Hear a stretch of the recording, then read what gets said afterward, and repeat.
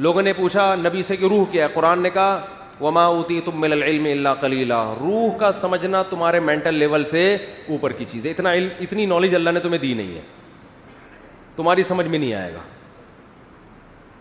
تو زندگی اور ایسے کچھ میڈیکل سائنس کی کچھ حقیقتیں ہیں جو اب تک ڈاکٹر حل نہیں کر سکے۔ مجھے ایک ڈاکٹر نے بتایا کہ جب بچہ ماں کے پیٹ میں ہوتا ہے نا تو ہارٹ بیٹ سے ڈاکٹروں کو اندازہ ہوتا ہے کہ یہ زندہ ہو گیا ہے۔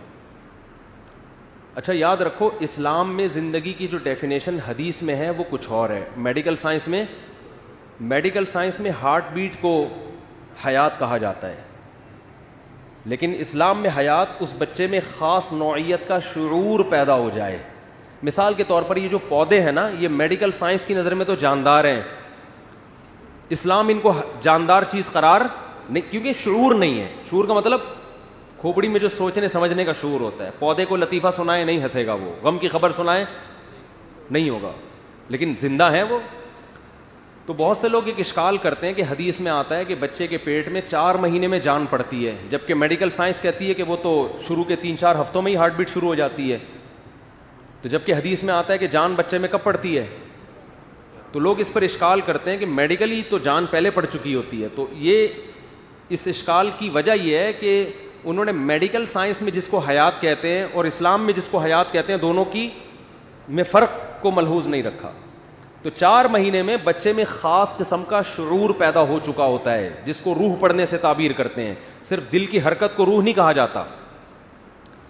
خیر، اور یہ شعور پھر بڑھتا رہتا ہے، چھوٹا ہوتا ہے تو کم ہوتا ہے شعور، پھر ہوتے ہوتے 40 سال میں یہ شعور انتہا تک پہنچتا ہے اور پھر واپس کم ہونا شروع ہو جاتا ہے، احساسات پھر واپس کم، جذبات کم ہو جاتے ہیں نا۔ 40 سال میں 4 شادیوں کی باتوں میں جو مزہ آئے گا وہ 60 سال میں وہ آدمی کہتا پتہ نہیں کس قسم کی باتیں لے کے بیٹھ، مثال بھی اچھی نہیں لگتی ان لوگوں کو پھر۔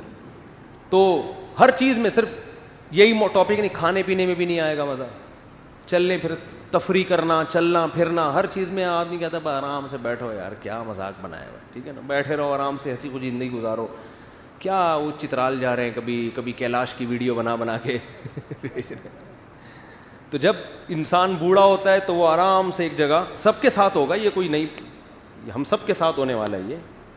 تو شعور بڑھتا چلا جاتا ہے، پھر وہ شعور آہستہ آہستہ کم ہوتا چلا جاتا ہے۔ تو خیر، میں یہ عرض کر رہا تھا کہ ڈاکٹر یہ کہتے ہیں، میں نے خود ایک ڈاکٹر سے سنا ہے کہ بچہ جب ماں کے پیٹ میں ہوتا ہے تو ہمارا دل جو دھڑکتا ہے نا، یہ دماغ سے کرنٹ جاتا ہے جو دل کو چارج کرتا ہے، جس سے دل کیا ہوتا ہے بھائی، کسی بھی چیز کو موومنٹ کے لیے انرجی تو چاہیے نا۔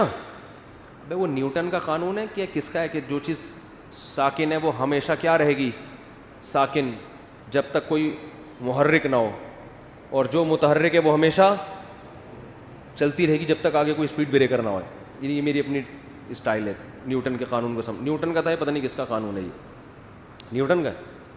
اچھا، تو ظاہر ہے دل کو بھی ہلنا ہے نا، تو جب تک کوئی ہلائے گا نہیں دل تھوڑی ہلے گا۔ تو اس کے لیے قدرت نے کیا رکھا ہے، دماغ کیا کرتا ہے، دل کو چارج۔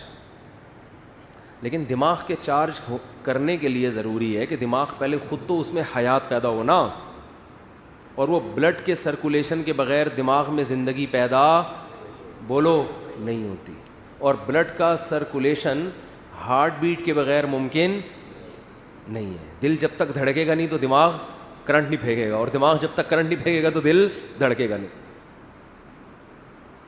تو میں نے خود ایک ڈاکٹر سے سنا کہ اب تک سائنس اس راز پر مطلع نہیں ہوئی ہے کہ فرسٹ ٹائم دل کیسے دھڑکتا ہے بچے کا، کیونکہ دماغ تو ابھی مردہ ہے۔ دماغ کیا ہے، وہ تو مردہ ہے ابھی۔ اگر ہم یہ کہیں کہ دماغ نے کرنٹ بھیجا تو وہ دل کے دھڑکے بغیر بھیج کیسے دیا کرنٹ اس نے، اور اگر دل دھڑک کے کرنٹ بھیجا تو دل دھڑک کیسے گیا کرنٹ بھیجے بغیر۔ تو اتنے سارے راز ہیں جو ابھی تک مبہم ہیں۔ تو ایسا پیچیدہ نظام بنایا ہوئی آٹومیٹیکلی بن گیا سارا۔ یہ لبرل لوگ جو ایتھیسٹ ہوتے ہیں نا، جو کہتے ہیں ہم کسی نظریے کے پابند نہیں ہیں، آپ پابند ہیں غلط نظریات کے، ٹھیک ہے نا۔ آپ نے ایک نظریہ پہلے فرض کر لیا ہے، اور اب اوٹ پٹانگ کر کے اب دلائل اسی کی طرف آپ کھینچے چلے جا رہے ہیں.